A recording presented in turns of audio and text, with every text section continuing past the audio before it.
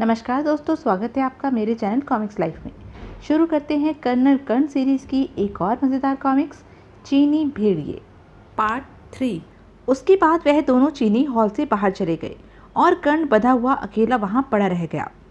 अब मेरा बचना मुश्किल है, केवल एक चांस है। अगर संत परमानंद मुझसे एकांत में मिलने आ जाए तो मैं उसे बता दूंगा कि चीनी उसे भी मार डालने की योजना बना चुके हैं।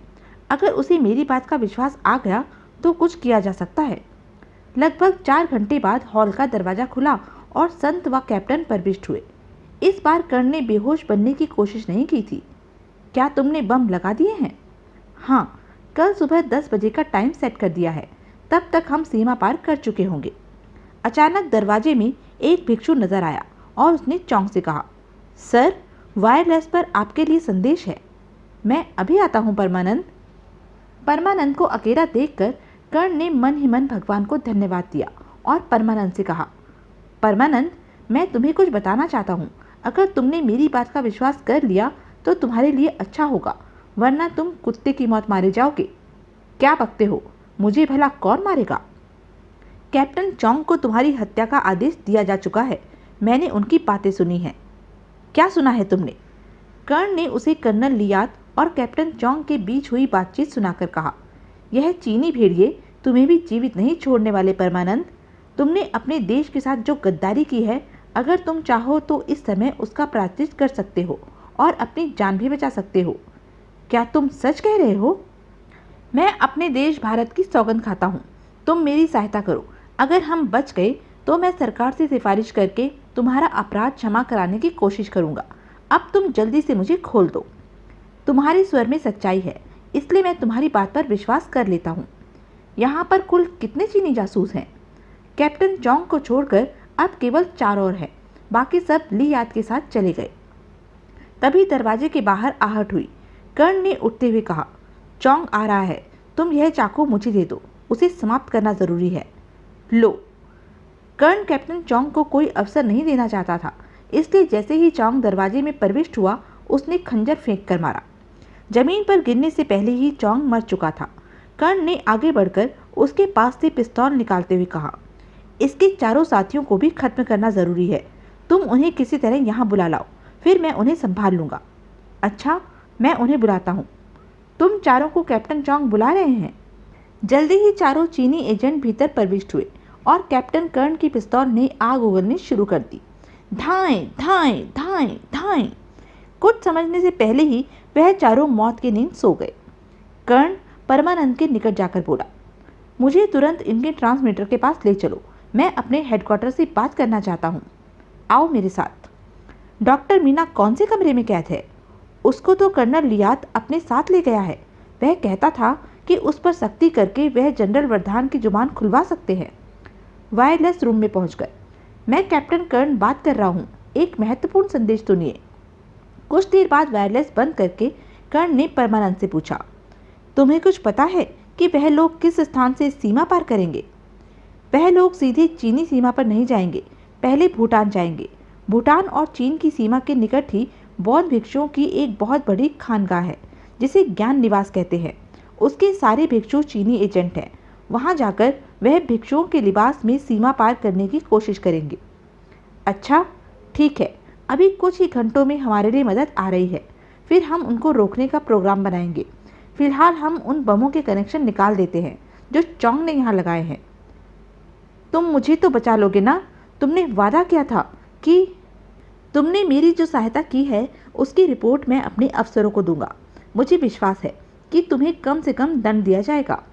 धन्यवाद। मैं अपने किए पर बहुत लज्जित हूँ। धन के लालच में मैं अंधा हो गया था। सुबह के 4 बजे के करीब भारतीय वायुसेना के 4 हेलीकॉप्टर आकर शिक्षा सदन की इमारत के सामने उतरे।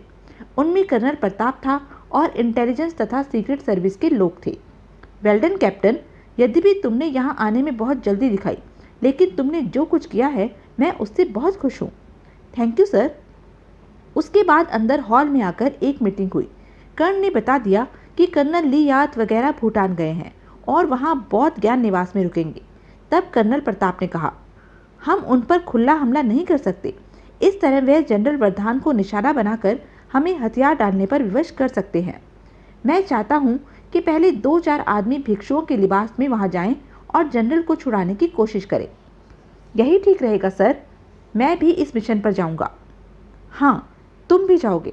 अगर सफलता मिलती है तो इस सब का सहरा तुम्हारे ही सिर बंधेगा कैप्टन। आओ जरा तुम मेरे साथ बाहर चलो, मैं तुमसे कुछ खास चीजें देना चाहता हूँ। Okay sir. Karan colonel Pratap के साथ कमरे से बाहर चला गया। कर्नल प्रताप ने वायरलेस द्वारा भूटान इंटेलिजेंस से भी इस सिलसिले में मदद मांगी थी और वह पूरी सहायता देने के लिए तैयार हो गए थे। नियमित समयानुसार रात 10 बजे कैप्टन कर्ण अपने कुछ साथियों के साथ हेलीकॉप्टर में भूटान के लिए सवार हुआ।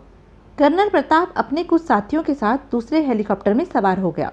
दोनों हेलीकॉप्टर भूटान की ओर उड़ चले। भूटान में पूर्व निर्धारित स्थान पर दोनों हेलीकॉप्टर उतरे। वहां भूटान इंटेलिजेंस के लोग जीप लिए उनकी प्रतीक्षा में थे। एक भूटानी अफसर ने आगे बढ़कर कर्ण से हाथ मिलाया। ऑफिसर, हमें तुरंत उस बौद्ध ज्ञान निवास तक पहुंचा दीजिए। जीप गाड़ियां तैयार हैं, आप लोग बैठिए। आधे घंटे बाद कैप्टन कर्ण अपने साथियों के साथ बौद्ध ज्ञान निवास की इमारत की पिछली दीवार के बाहर खड़ा था। उसने अपने साथियों को निर्देश दिए। मैं रस्सी के सहारे अकेला अंदर जाऊंगा। अगर हो सका तो पहले जनरल को आज़ाद कराने की कोशिश करूंगा, वरना 2-4 बम मारकर इमारत के अंदर भगदड़ मचवा दूंगा और गेट खोल दूंगा। फिर तुम सब अंदर आ जाना। उसके बाद कर्ण ने इमारत की बाउंड्री वॉल पर लोहे का हुक लगी रस्सी फेंकी और रस्सी के सहारे ऊपर चढ़ने लगा। कुछ ही देर में वह दीवार के ऊपर पहुंच गया। फिर वह रस्सी के सहारे दूसरी ओर उतर गया और दबे कदमों से चलता हुआ उस खिड़की के नीचे पहुंचा, जिसके निकट से एक मोटा सा पाइप नीचे आ रहा था। कर्ण पाइप के सहारे ऊपर चढ़ने लगा।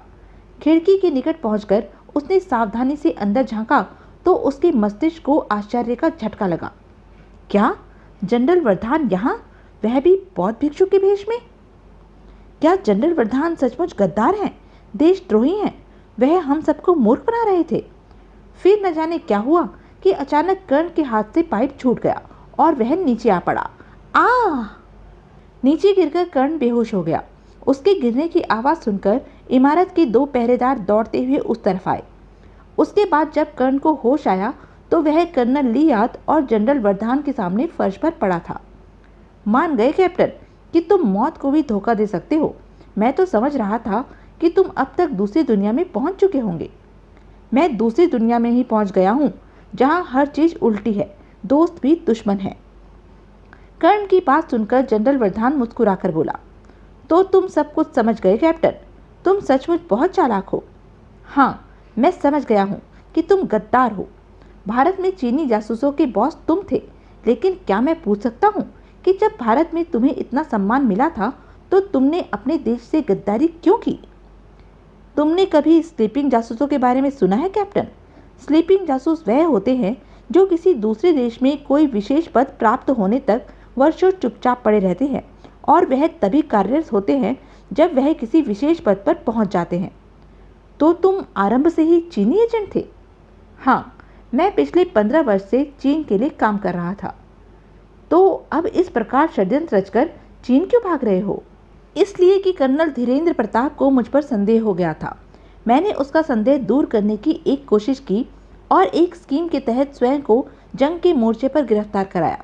फिर कर्नल लियात ने मेरे बताए हुए कोड के द्वारा भारत में यह खबर भेजी कि मुझे गिरफ्तार करके कहाँ रखा गया है और यह भी कि कोई बहादुर जासूस आकर ही मुझे कैद से छुड़ा सकता है। फिर तुमने मुझे छुड़ा लाने के लिए भेजा गया। यहाँ से कर्नल लियात का बनाया हुआ प्रोग्राम या नाटक शुरू हुआ। मैंने तुम्हें डेथ स्क्वाड से बचाया, वह भी एक नाटक था। मैंने कुदाल मारकर तुम्हें इसलिए गड्ढे में गिरा दिया था ताकि तुम यह न देख सको कि नकली गोलियां चल रही हैं, लेकिन 2 सिपाहियों को असली कुर्बानी भी देनी पड़ी, वही जिन पर गांव के बाहर हमने काबू पाया था। फिर वहां से दूसरा नाटक शुरू हुआ। जो दवाइयां मैं तुम्हें दर्द दूर करने के लिए देता रहा उनमें LSD मिली हुई थी। मकसद केवल यह था कि एक तो तुम गहराई से न सोच सको कि क्या हो रहा है, दूसरे तुम LSD के आदी हो जाओ ताकि भारत ले जाकर तुमसे कोई और काम लिया जा सके। तुम्हें बचाकर ले जाने का मकसद केवल यह था कि तुम मुझे खुद हीरो बनाकर पेश करोगे, क्योंकि मैं अपनी जान पर खेलकर तुम्हें मौत के मुंह से निकाल कर लाया था और वही हुआ भी। तुमने जो बयान दिया उससे मेरी पोजीशन मजबूत हो गई। लेकिन मैं अभी कोई खतरा मोल नहीं लेना चाहता था, इसलिए मैंने तुम्हारा हमदर्द बनकर तुम्हें अस्पताल में दाखिल कराया। एक विशेष नर्स को वहाँ रखवाया ताकि वह रोज़ तुम्हें LSD देती रहे। फिर शीला को तुम्हारे पीछे लगाया ताकि वह तुम्हें अपने फ्लैट पर लाकर रख ले और समय पड़ने पर तुम हमारे काम आ सको। लेकिन मेरे जासूसों ने मुझे खबर दी कि कर्नल प्रताप को अभी तक मुझ पर संदेह है और वह मेरे बारे में हाई कमान को अपनी रिपोर्ट भेजने की तैयारी कर रहा है। इसलिए मैंने यही निर्णय लिया कि मैं भांडा फूटने से पूर्व चीन भाग जाऊं। लेकिन मैं इस तरह जाना चाहता था कि मुझ पर गद्दारी का संदेह न किया जाए, इसलिए मैंने ली याद को अपनी सहायता के लिए बुलाया, फिर अपनी हत्या का नाटक खेला। इसके लिए शीला को भी बलिदान किया और एक ऐसे व्यक्ति को भी जिसके शरीर की बनावट मेरी जैसी थी। फिर मैंने तुम्हें उस खतरनाक दवाई की ढेर सारी गोलियां पानी में घोलकर जबरदस्ती पिला दी ताकि तुम भी मर जाओ और यह समझा जाए कि तुमने मुझे और शीला को मारकर आत्महत्या कर ली है। बस यही कहानी है। अब तो तुम सब समझ ही गए होंगे। हाँ, मैं समझ गया हूँ। क्या मैं एक सिगरेट पी सकता हूँ? कर्ण की जेबों का सारा सामान और हथियार उन लोगों ने निकाल लिया था, जो अब कर्नल लियाद के सामने मेज पर रखा था। उसी में सिगरेट का एक पैकेट भी था। जरूर पी सकते हो कैप्टन, लेकिन यह तुम्हारे जीवन की आखिरी सिगरेट होगी, कहकर लियाद ने कर्ण का पैकेट उठाकर उसकी ओर उछाल दिया। कर्ण उसमें से एक विशेष सिगरेट निकालकर उंगलियों में लेते हुए बोला, मैं सिगरेट नहीं पीता कर्नल लियाद और गद्दार वर्धान।